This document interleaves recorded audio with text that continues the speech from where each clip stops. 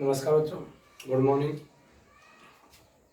देखिए, आज हम कक्षा 5 विषय गणित और एक्सरसाइज हम पढ़ेंगे 5.2 और इसमें पढ़ेंगे आपके क्या गुणनखंड।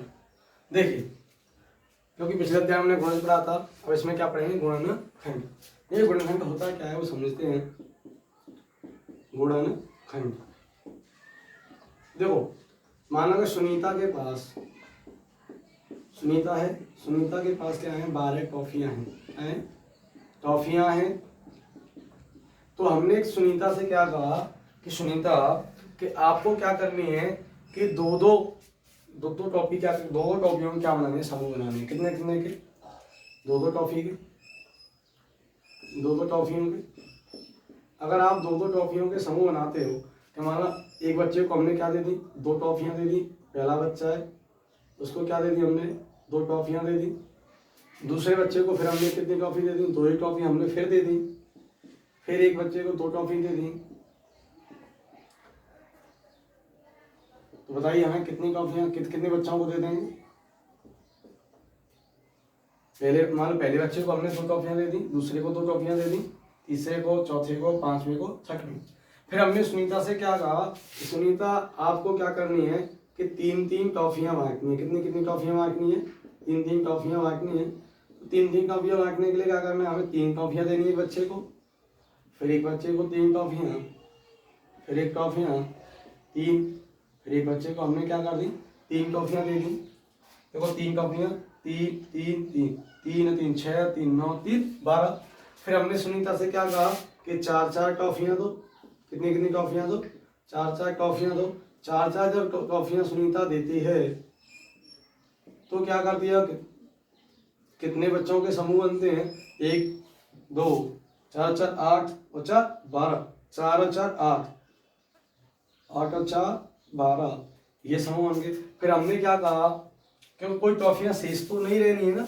फिर हमने सुनीता से कहा कि आप उनको क्या कीजिए, 66 टॉफियां दीजिए।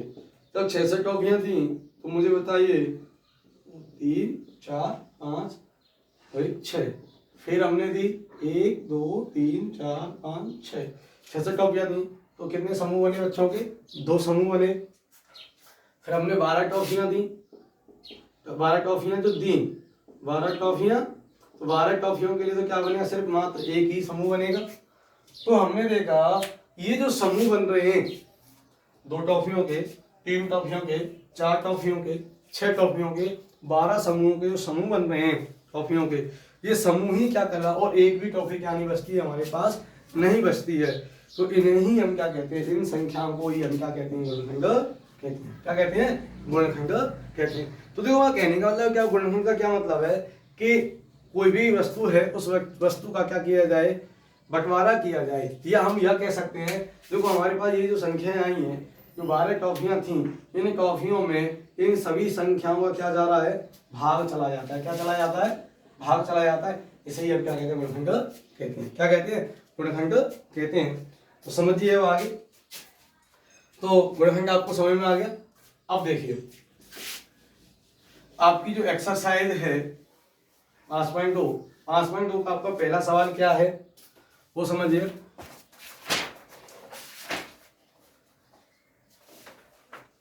पहला सवाल है आपका कि दी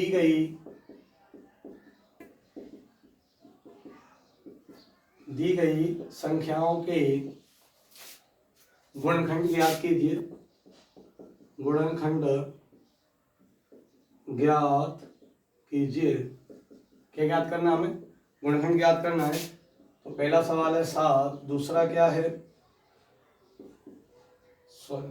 दूसरा है आपका 9, तीसरा है आपका 16, 25 और आपका क्या है 48 और आपका क्या है 63।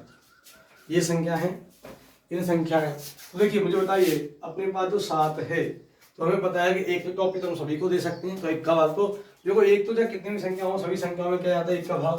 तो एक तो गुणनखंड होगा। एक के बाद आप बताइए मुझे 2 का तो भाग जाएगा नहीं, क्योंकि 7 क्या एक अभाज्य संख्या है, इसमें केवल कितने का आएगा, 7 का ही भाग जाएगा। तो इसके गुणनखंड क्या हुए 7 के 1,7। 9 के बाद 1 के बाद 2 का तो नहीं जाता है इसमें, फिर कितने का जाता है 3 का, 3 के बाद इसमें कितने का जाएगा सीधा ही 9 का जाएगा, 16 में से आप 1 का जाएगा, और अब 2 का भाग जा रहा है कि नहीं, 2 का भाग भी जाता है क्योंकि 2 अट्ठे 16। वैसे भी हमने आपको नियम क्या बताया था, जिन संख्याओं की इकाई के अंक क्या आ जाए 0 है 2 4 6 और 8 क्या इकाई के अंक आ जाएं तो वो संख्याएं क्या होती हैं 2 से भाग, उन संख्याओं में क्या होता है 2 से भाग चला जाता है। 2 का भी जाएगा, 2 के बाद 3 के पढ़ने में तो आपका आता नहीं है, 4 के बाद में आपका क्या आएगा 5 आएगा नहीं, 6 आएगा नहीं, 7 8 आएगा, और 8 के बाद में सीधा ही क्या आएगा आपका 16, क्योंकि 8 के बाद बताइए किसका भाग जाता है सीधा 16 का ही जाएगा। आप बताइए 25 में 1 का जाएगा, 5 के बाद में आपका कितने का जाएगा, और तो नहीं जा रहा है किसी का, तो कितने का जाएगा 25 का। आप मुझे बताइए 48 1 का जा रहा है, इसमें 2 का भी जा रहा है, और आपका क्या जा रहा है 3 का भी जाएगा, 3 के बाद 4 का भी जा रहा है, 4 के बाद आपका 5 का जाएगा यानी 6 का भी जा रहा है, 6 और 48, 6 के बाद 7 8 का भी जा रहा है, 8 के बाद आपका 9 10 11 12 12 12 36 12 चौक 48, 12 का भी गया, 13 14 15 16 16 32 16 3 48, 16 का भी चला गया, 16 के बाद 17 18 19 20 21 22 23 24, 24 दूनी कितना होता है 48, और 24 के बाद किसी भी संख्या का नहीं जाएगा, सीधा कितने का जाएगा 48 का, है कि नहीं बताइए। 48 में और 24 के बाद जा रहा है किसी का भी नहीं जा रहा है। तो अब आता है आपका क्या 63 में देखिए आप 1 का जाएगा, 1 के बाद आपका देखो 2 का तो नहीं जाएगा, कितने का जाएगा 3 का जाएगा, 3 के बाद आप बताइए कितने का जाएगा 7 का जाएगा, 7 के बाद आपका कितने का जाएगा 9 का जाएगा, 9 के बाद आप बताइए 11, 9 के बाद 10 का जाएगा नहीं, 11 का जाएगा नहीं, 12 13 14 15 16 17 18 19 के बाद 20 21 दिया कितना होता है 63, 21 के बाद फिर कितने का जाएगा बताइए, 21 के बाद आपका 31 नहीं जा रहा है, 31 का भी नहीं जा रहा है, 32 33 34 35 36 किसी का भी नहीं जाएगा, कितने का जाएगा फिर सीधा ही 63 का जाएगा, और कोई संख्या रह तो नहीं रही है 50 51 52 53 54 55 56 57 58 59 60 61 62 63, सीधा ही 63 का जाएगा, और उससे पहले किसी का भी नहीं जा रहा है कि नहीं। तो ये तो आपका क्या हो गया पहला सवाल हो गया। आप बताइए समझ में आया कि नहीं। तो हमें क्या करना है, गुणनखंड करने के लिए हमें देखना है कि इनमें किन किन संख्याओं का भाग जाएगा और किन संख्याओं का भाग नहीं जाएगा। तो देखो आपका दूसरा सवाल जो है कि दी गई संख्याओं के समान गुणनखंड लिखिए। तो दी गई संख्याओं के क्या लिखनी है, दी गई संख्याओं के समान गुणनखंड ज्ञात करो। देखो समान गुणनखंड ज्ञात करने के लिए आपका जो दूसरा सवाल है, पहला सवाल 8 हुआ 12, आपका दूसरा सवाल है 10 और 20, और आपका तीसरा सवाल है आपका 7 व 16। क्या है आपका 7 व 16 है। तो देखिए बात कर रहे हैं समान और किसकी गुणनखंड की, कि जैसे हमने 8 को देखो, 8 के पहले हम क्या लिखते हैं गुणनखंड लिखते हैं, क्या लिखते हैं 8 के गुणनखंड। तो देखो 8 के गुणनखंड लिखेंगे तो बताइए अभी जो किया था 1 का भी जाएगा, आप बताइए इसमें 2 का भी जाएगा, 2 के बाद आपका भाई 3 का जाएगा क्या नहीं जाएगा, 4 का 5 का जाएगा नहीं, 6 का जाएगा नहीं, 7 का 8 सीधा ही किसके जाएगा 8 का। अब क्या है 12, तो हम 12 के गुणनखंड लिख लेते हैं। अब मुझे 1 का 2 3 4 6 सीधा ही क्या 12। अब हमसे क्या कहा गया है कि समान गुणनखंड।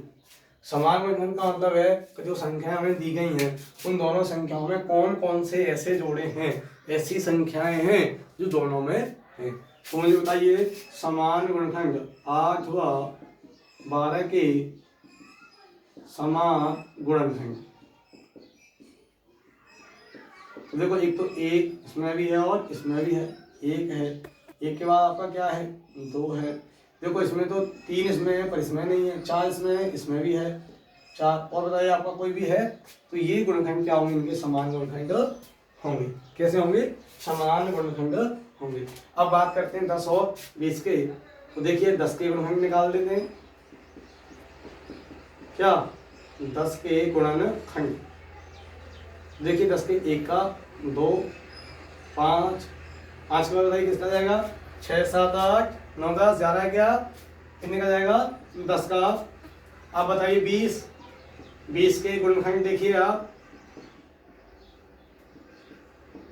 1 का जाएगा, 1 का देखो आग बंद करके दे रहे हैं क्योंकि एक ऐसी संख्या है जिससे क्या होता है सभी संख्याओं में क्या जाता है भाग जाता है।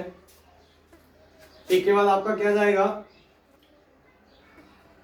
2 के बाद आपका 3 का तो नहीं जाएगा, 4 के बाद 5 के बाद 10 और 10 के बाद क्या जाएगा सीधा ही 20 का जाएगा, है कि नहीं। तो इसके समान गुणनखंड बताइए कौन कौन से होंगे, 1 2 5 और क्या होगा 10। तो समान गुणनखंड 1 2 5 और 10 ये इसके क्या होंगे समान गुणनखंड होंगे। अब किसके लिखते हैं 7 व 16 के। 7 के गुणनखंड देखिए 1,7 ये तो आवाज संख्या है, एक तो आवाज 1 का जाएगा और किसका जाएगा 7 का जाएगा। अब इसके बाद आप देखते हैं किसका 16 के गुणनखंड। आप 16 के गुणनखंड करोगे देखिए 16 में एक तो 1 का जाएगा कि नहीं जाएगा। अब बताइए इसका एक आइकन क्या है 6 है, इसमें 2 का भी जाएगा, 2 की पारी में भी आता है, 3 के में तो नहीं आता है, 4 के में आता है, 5 के में भी नहीं आता है, 6 के में 7 और सीधा इसके 8 का जाएगा, 8 के बाद किसका जाएगा सीधा ही 16 का। तो आप मुझे बताइए इनके समान गुणनखंड क्या होंगे।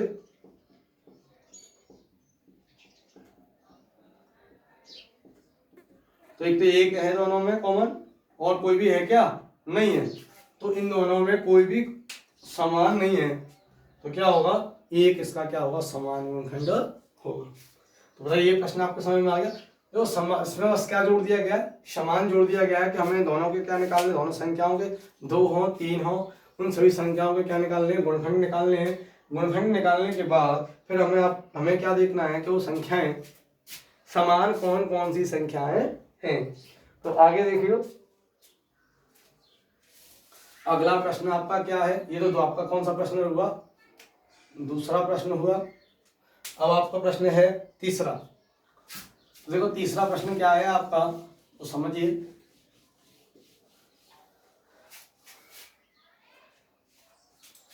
आपका तीसरा प्रश्न है 21 व 28 का समान गुणनखंड ज्ञात कीजिए। तो आप इसको तो कर लेंगे 21 व 28 का सबसे बड़ा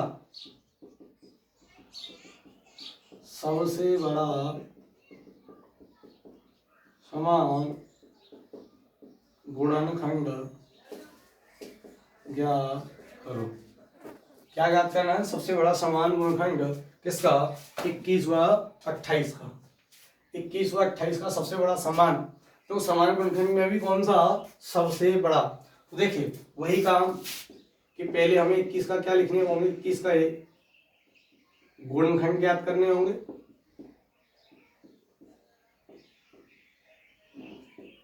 21 के गुणनखंड करेंगे तो बताइए मुझे 21 में सबसे पहले 1 का आ जाएगा 2 का जाएगा क्या नहीं जाएगा क्योंकि इकाई का हम क्या इसका 1 है।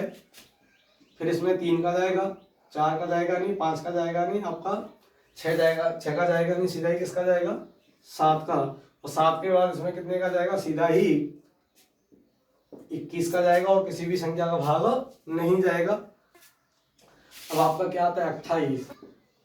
28 के आप गुणनखंड देखिए,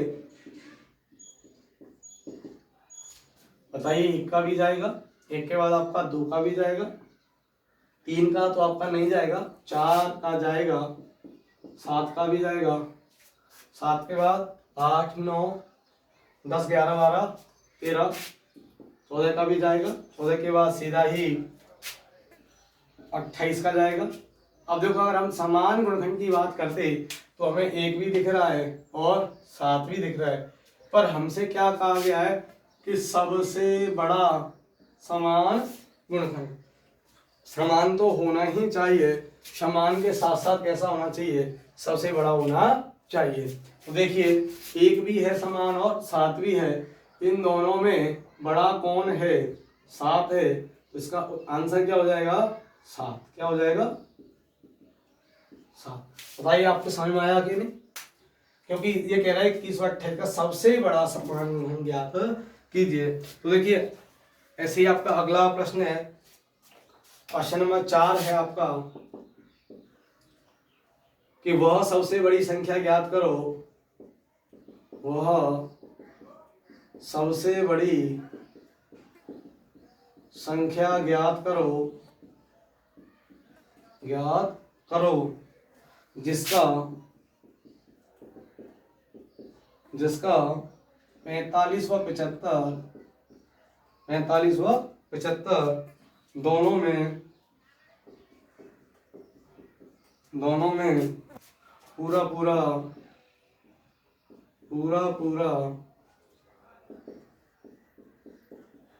भाग जाता है, पूरा क्या जाता है, भाग जाता है। तो देखिए 45 और ये अपने पास क्या है 75 है, तो सबसे पहले क्या करते हैं हम आंसर में वही काम कि 45 के क्या लिखते हैं, गुणनखंड लिखते हैं। क्या लिखते हैं, गुणनखंड लिखते हैं। तो मुझे 1 का जाएगा, 1 के बाद 2 का तो नहीं जाएगा, कितने का जाएगा 3 का जाएगा, क्योंकि 3 एकम 3 और 3 5 15 जा रहा है। 3 के बाद 5 का जाएगा, 5 के बाद 6 7 का जाएगा नहीं, 6 का जाएगा ना, 7 का ना, 8 का, 9 का जाएगा। 9 के बाद मुझे बताइए 10 11 12 13 14 15 15 3 45, 15 के बाद 16 17 18 19 20 नहीं जाता है किसी का भी, 21 22 23 24 नहीं जाएगा, 25 26 27 28 29 30 31 32 33 34 आपका किसी का भी नहीं जाएगा, सीधे किसके जाएगा 45 का भाग जाएगा। अब क्या लिखते हैं हम 45 के गुणनखंड लिखते हैं।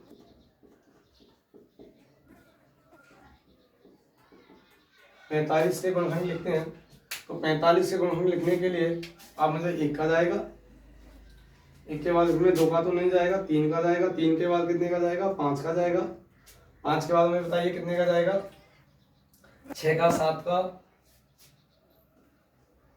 का भी नहीं जाएगा, 8 9 10 11 12 13 14 15 का जा सकता है। देखिए 15 5 75 जाएगा, 15 का 16 17 18 19 20 21 22 23 24 24 का भी जाएगा, तो 25 का जाएगा, 25 3 75 और 25 के बाद सीधा ही कितने का जाएगा 75 का जाएगा। अब हमें ढूंढना क्या है कि वह सबसे बड़ी संख्या याद करो जिसका 45 और 75 दोनों में क्या चला जाता है, पूरा। देखो जाने को तो आपका 1 का भी भाग जाएगा, दोनों में 3 का भी भाग जाएगा, 5 का भी जाएगा, पर हमें तो क्या करना है कि ये तो क्या है अपनी छोटी संख्या है, तो सबसे बड़ा और दोनों में क्या है समान है, वो आपका क्या है 15। तो आप इसका आंसर क्या हो जाएगा 15। आई बात समझ में कि नहीं, क्योंकि देखिए 15 का भाग 45 में भी जाएगा और 15 का भाग किस में जाएगा 75 में भी जाएगा। इससे बड़ी कोई भी संख्या नहीं है जिससे दोनों संख्याओं में क्या चला जाए, भाग चला जाता है। तो आप अगला प्रश्न देखिए, आपकी समझ में तो आ गया होगा ये। क्वेश्चन नंबर 5, प्रश्न संख्या जो 5 है आपकी, वो क्या है देखिए कि 12 18 व 24 का 12, 18 व 24 का सबसे बड़ा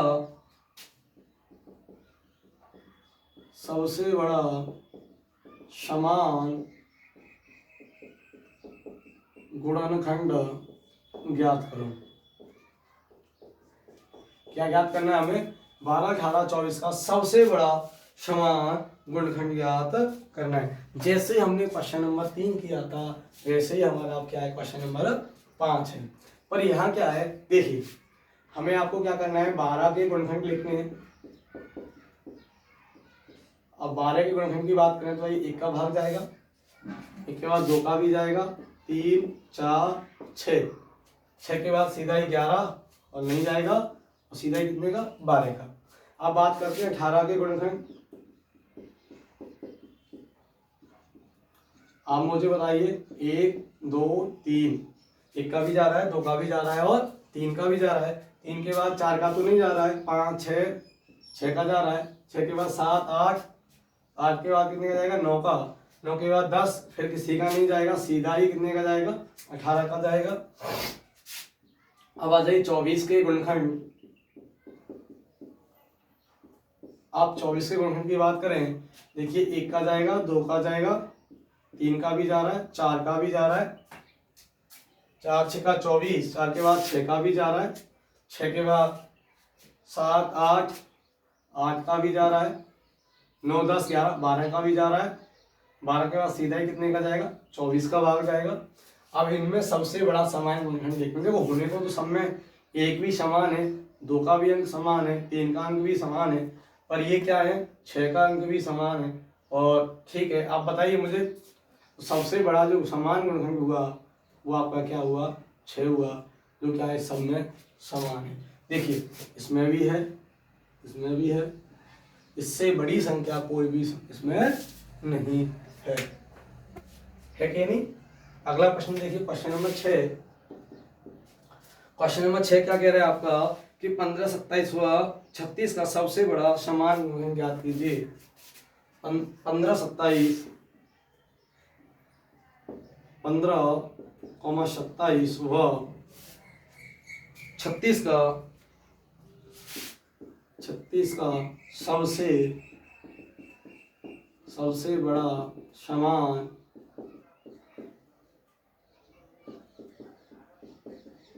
गुणनखंड ज्ञात करो।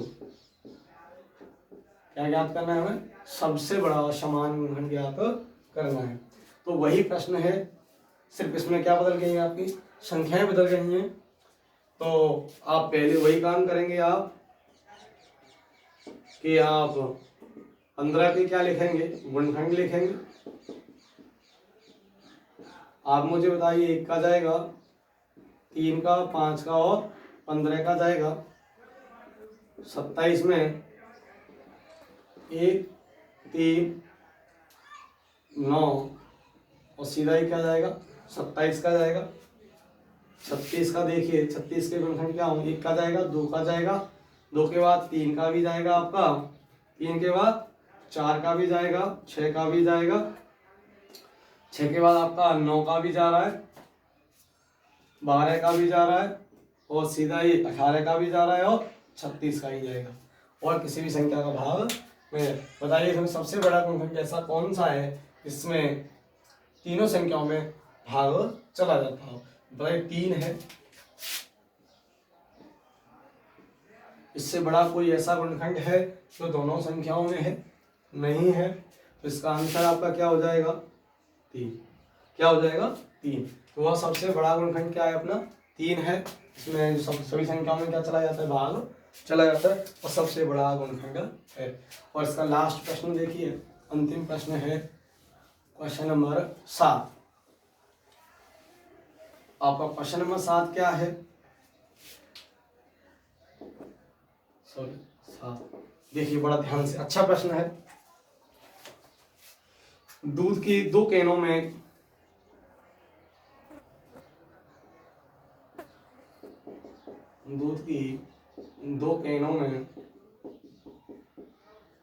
दो कैनों में क्रमशः 20 व 30 लीटर 30 लीटर दूध भरा है,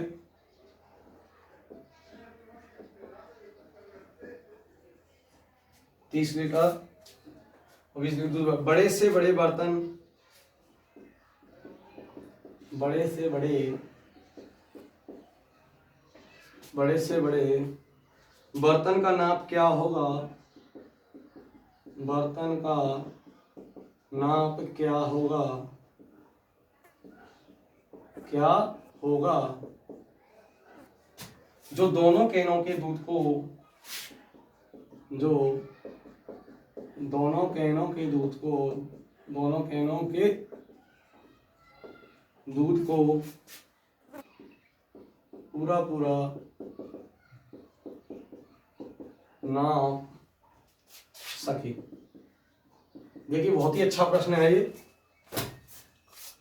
कि दूध की दो कैनों को, किसी के पास दूध की दो कैन है, उन दोनों कैनों में एक में तो 20 लीटर दूध भरा है और एक में क्या है 30 लीटर भरा है, और बड़े से बड़े बर्तन की नाप क्या होगी?